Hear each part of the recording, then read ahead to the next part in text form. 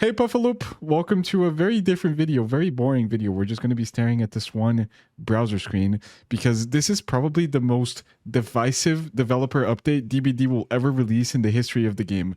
I can't think of another update that was quite as big, that involved so many core game mechanics that have been a staple in the game for so long, just being flipped around.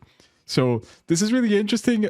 Keep in mind that this is just a developer update. The PTB is not even out. It's going to come out next week. But just the sheer size of the changes that are happening, I really want to express my opinion about this. And this is a first impression from me. I've already read a lot of the stuff here, but this is going to be the first time I'm articulating about my feelings about this. So this might not be my final opinion. I just want to think with you guys, and I want you guys to criticize my opinion about this as well, because you guys will do it regardless. But let's get into it. I'm teasing it too much. So the developer update includes slugging reduction update, anti-tunneling, Myers is now a dash killer, and a lot of other stuff. Let's get right into it, yeah? Slugging reduction update. If a survivor is left in the dying state for a total of 90 seconds during a match, they gain the ability to pick themselves up after fully recovering. Added the option to enable or disable this mechanic in custom games.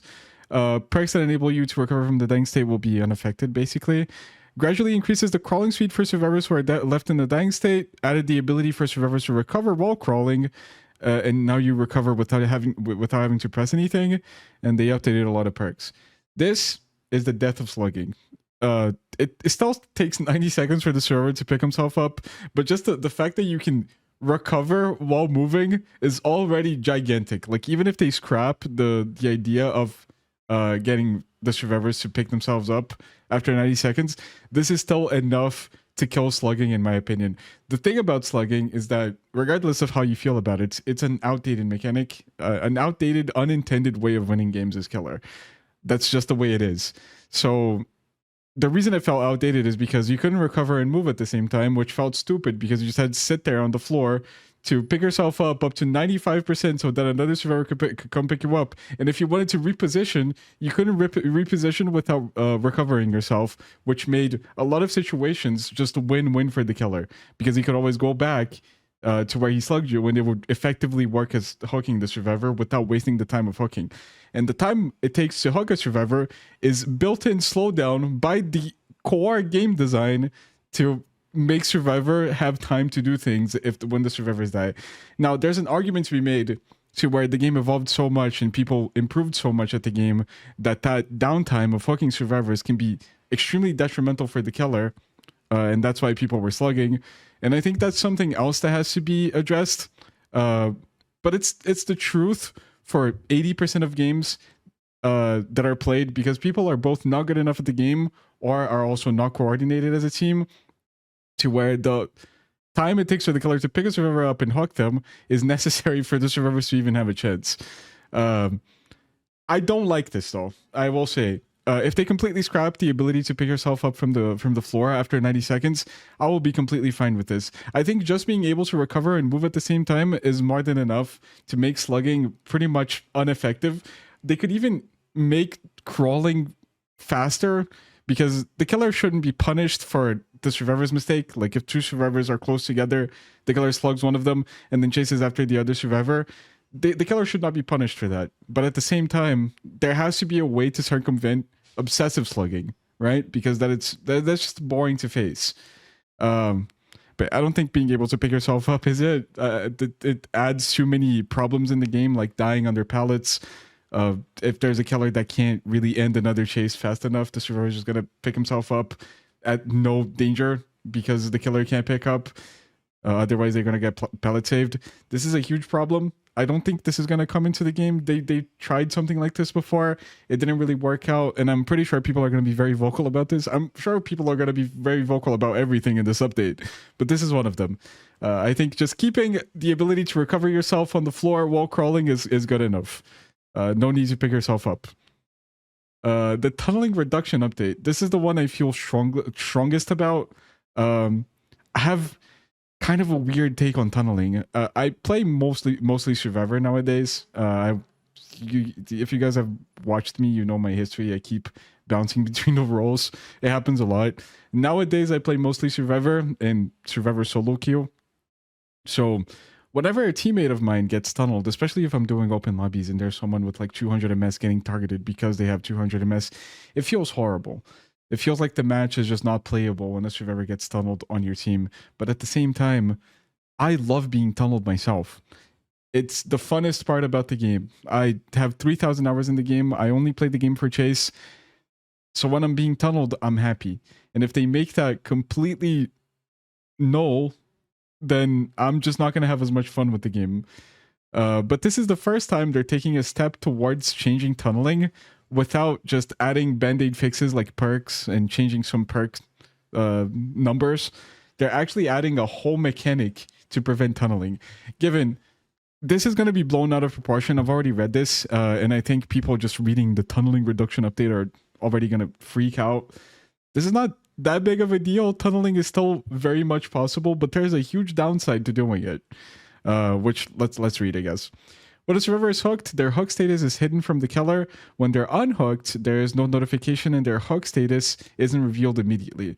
So I think what they mean is the hook status is how close they are to going second stage or dying, for example, which I guess is inadvertently makes proxy camping more obnoxious.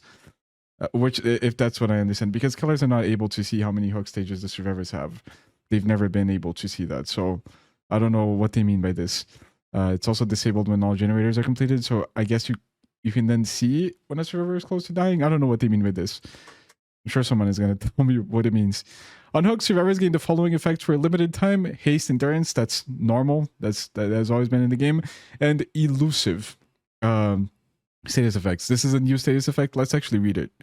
The new elusive status effect, it adds an effect that silences grunts of pain and suppresses survivor aura, pools of blood, and scratch marks.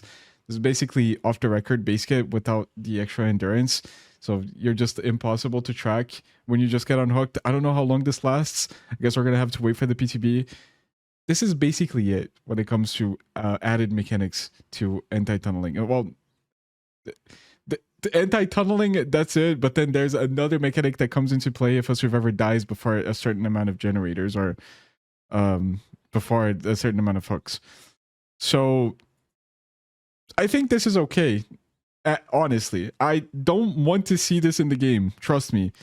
Again, I want to be tunneled and I don't want to be impossible to track for the killer.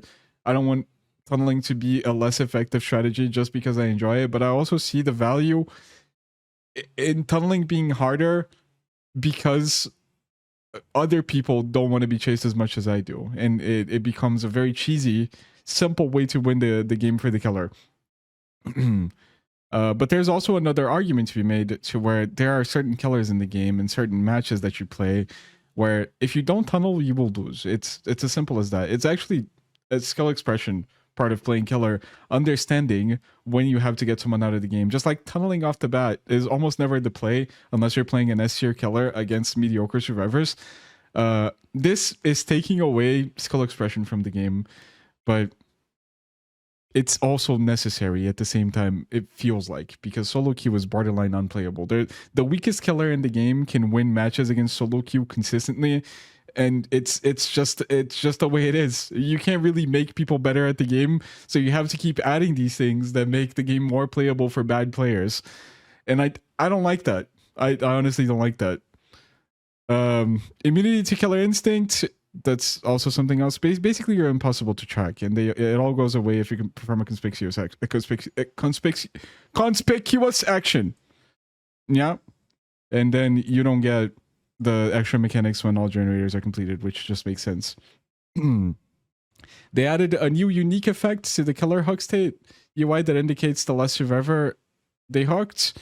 After completing a unique hook, the same survivor is now hooked consecutively. Killers get the following benefits: bonus damage for next generator kick, temporary haste status effect, temporarily reveal survivors, base kit barbecue and chili, that have less or equal hook states to the hooked survivor.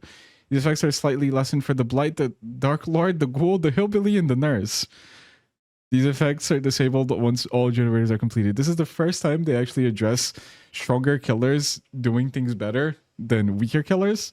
I think overall this is okay. Killer getting some buffs for hooking different survivors. I think this is completely fine. it discourages tunneling in a way that's not completely toxic. You know, you're not getting punished for tunneling, you're getting rewarded for not tunneling, and that's an interesting thing to do. I don't think haste should be part of it though. I think base kit haste is fucking stupid. It should never be in the game. Haste in general is a dumb status effect. It makes so many things inconsistent and it messes with your muscle memory. Hence why Made for This, for example, was removed from the game. Get rid of the haste. I think bonus damage for the next generator kick and base kit barbecue and chili is completely fine. Some base kit tracking has been necessary on Keller for the longest time. Not everyone has the game sense necessary to be able to execute Keller without tracking perks. Yeah, I mean the upsides are, I'm just happy about them. I can't complain about those. Now comes the biggest part about the anti-tunnel mechanic, which is they added new effects that disincentivize tunneling, being that if a survivor dies before six total hook states, so how many hooks you get in general in the game on that survivor or not, because the same survivor can be hooked 6 times, not even with 3 shoulder the burden. All remaining survivors gain a repair speed bonus for the rest of the trial. If the survivor that was last hooked is sacrificed or killed, generators cannot be regressed or blocked. So, again, this is like slapping you in the face if you feel like you gotta get a survivor out of the game without hooking someone else before. This is convoluted. It feels stupid, unnecessary. Just too many things at once. It's gonna ruin skill expression in the game. And I hate everything about this. But I also think that this is something that's just not gonna see the light of day. I think there's gonna be too much controversy about this, enough to where it won't be added. So I won't even worry about this. This is kind of dumb. I think they can keep the benefits of hooking different survivors. I think this is actually a very smart way of going about it, minus the haste. And they can keep this elusive status effect, just make it less of a thing, maybe. I wish there was a way to opt out of it as well. I don't know. I don't know how it would work. Maybe this elusive status effect only procs on the weak link. I don't know, man. Like how would they do something like that? I don't know. I'm not happy with this, guys. I'm not. They could add a bunch of this shit and then just make a casual queue separate from the ranked queue, or add a ranked queue that's separate from the casual queue. Keep all of these changes that make the game super casual, but then leave ranked untouched. That's been my take for the longest time. Because just these changes being forced on you, it feels terrible. Like there's a game that you're used to. There's been certain things that have been established as skill expression in the game, and then they just flip it around in favor of making bad players have a better time with the game, which in my opinion is not something that they should be focusing on. I feel like, oh, someone just followed me while making this video. Thank you, MMA World. I think they should be catering more for people that actually invest time into the game, not the dumbass 10-hour survivors that barely play the game and won't even care about the changes in the first place. They will just die regardless. Yeah, I feel very strongly about this. I feel just as strong as about this as I did about the fog vials. I hate them. I hate these changes. Don't want them in the game. Please get them out. I like the idea that they're making stronger killers have less of a buff. Because they are stronger killers, they're finally acknowledging that there are certain killers that are just out of the curve, out of the normal curve. But yeah. The lore update. Myers is a dash killer now, interestingly enough. So they replaced his stalking ability, which is the most outdated dumb mechanic in the whole game, to 2 modes that can be toggled with the button press. So you have stalker mode, which you have 4.2 movement speed, which is slightly slower than a ranged killer. You're undetectable and you can stalk survivors. And then you have the pursuer mode, which is 4.6, 24 meter stare radius, increased vault speed, bonuses to lunge range, break speed, stun recovery, and cannot stalk survivors. Myers is a lot stronger now, but let's see how that works. Once the stalk meter is full, evil incarnate mode can be triggered at will, granting the following effects for a limited time. So no more 99ing your power. 4.6 movement speed, 40 meter stare radius, and increased vault speed. This is normal. Unlocks the slaughtering strike ability, which I heard is just like Chucky. Hold the power button to charge this ability, reducing movement speed. Press the attack button while charging to quickly lunge forward, adjusting your angle as you move. Length of the lunge depends on charge time. If a survivor enters the killer attack range while lunging, they are knocked into the dying state. This ability can also be used to destroy pallets. It's Chucky with an insta-down, basically. It's Chucky with an insta-down that you have to charge. And this is what it looks like. Which it looks like it goes pretty far. This might be able to be used in every single tile in the whole game. Adjusted some of the mechanics of stalking, remove the limited pull of stalk points per survivor, reduce the stalk range to 32 meters, and remove the distance modifier. Moving while stalking has increased movement speed, but incurs at a reduced stalk rate. Okay. I mean, this is just one of those things that you have to wait and see. Yeah, I can't really have an opinion about this. I think a dash with an insta-down is pretty dangerous. Is that what they said? Yeah. I think dash with an insta-down is pretty dangerous, but we'll see what happens. They finally increased the activation time of the after-peace antidote on Clown again. That's nice. How long the after-peace tonic hindered effect lingers after leaving the smoke? That's horrible. Clown is just Clown again. Unknown is better to play. Has more vertical range. They're going to buff his add-ons, I think. An additional time added to weakened when injured by a UVX projectile. This just makes Unknown better to play, which I'm happy with. Unknown is a little too complicated. They buffed a little bit of Dracula, but they also nerfed his wolf form. So they made Hellfire zoning better, basically. And they they made wolf form weaker. I don't know why they would do this. This is kind of a dumb update. And it's something that's for sure going to come into the game because people are not going to feel strongly about this. I hate this. I think Hellfire zoning should not be buffed. I don't know why they're doing that. Kidnap tech is gone, supposedly. You can never trust them. Oni gets more blood orbs after hooking a survivor, so that it probably makes sense. Like if you down someone in M1, or not to stalk someone and actually get the down and hook them. Because Oni, like if after you injure someone, if you hook them too fast, you might not get your power. And it was dumb, you know? Now they're probably addressing that. Bruh. Yeah, and they made a bunch of perk updates that are not here.